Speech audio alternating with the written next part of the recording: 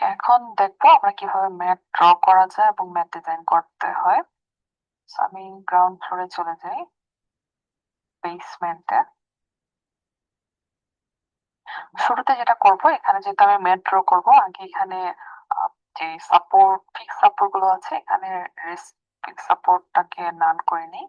One storey দেয়া আছে। So assign joint restrain fix সাপোর্টটা সরিয়ে নিলাম। ওকে, এবার আমি ম্যাট ড্র করব। So mat is like slab. আমি define section property slab section, but এটা হচ্ছে থিক স্ল্যাব।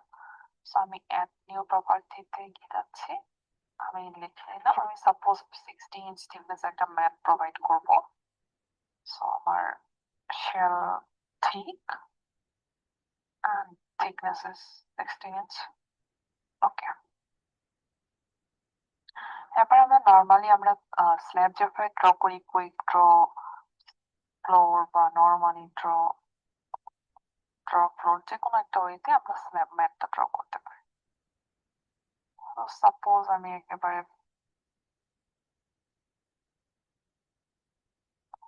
পুরো ম্যাটটা একবারে ড্র করে ফেলি, তারপর ম্যাশ করে নিব।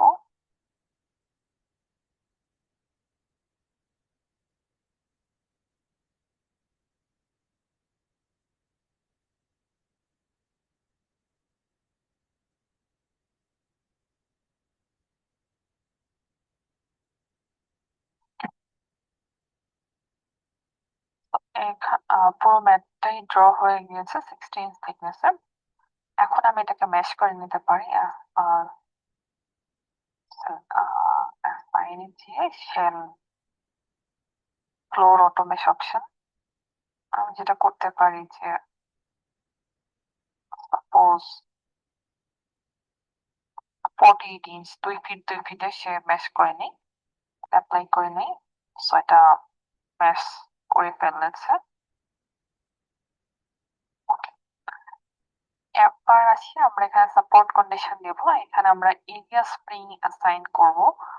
সো এরিয়া স্প্রিং এ যদি অ্যাসাইন করতে চাই, ম্যাশটা সিলেক্ট করে নিয়েছি। আবার অ্যাসাইনে যাই,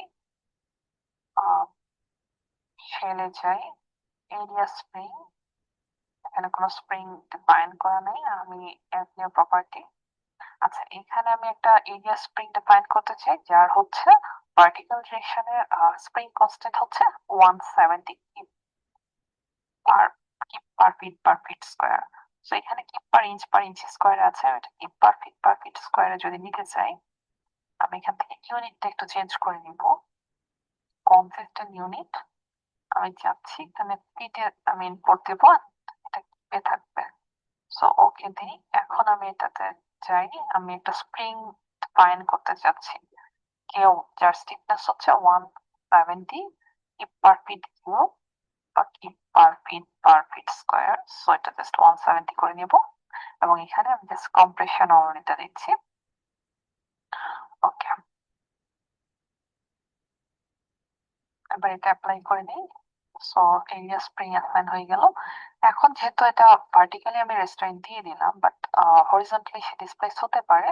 সো আমি সাপোজ চাচ্ছি যে এটার এক্স এন্ড ওয়াই ডিরেকশনে কোনো মুভমেন্ট যেন না হয়।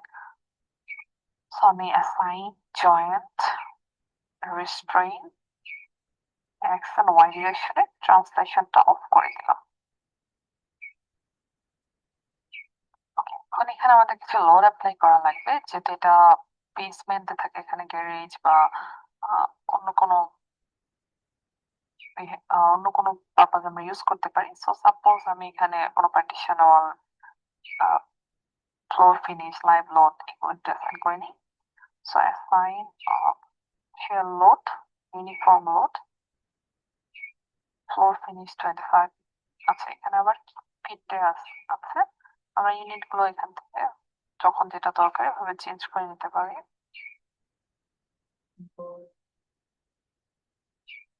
সেভে নিয়ে গেলাম।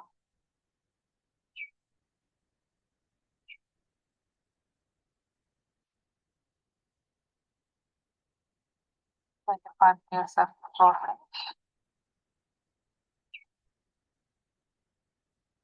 তারপর আবার সিলেক্ট করে লাইভ লোড অ্যাসাইন করে নিই। বেসিক লাইভ লোড ধরে নিলাম কোনো পার্টিশন অল নাই, ওকে। আরেকটা কাজ যেটা করা লাগবে, এখানে আমাদের মডিফায়ার অ্যাসাইন করা লাগবে।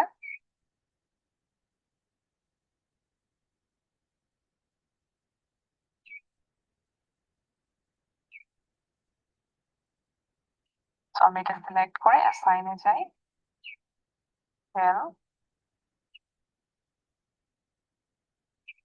স্টিফনেস মডিফায়ার আমাদের যেটা ছিল আলটিমেট কন্ডিশনে 0.25, আর যখন আমি সার্ভিসিবিলিটি কন্ডিশনে চেক করবো সেটা হচ্ছে 0.35 হবে, সিমিলার টু স্ল্যাব।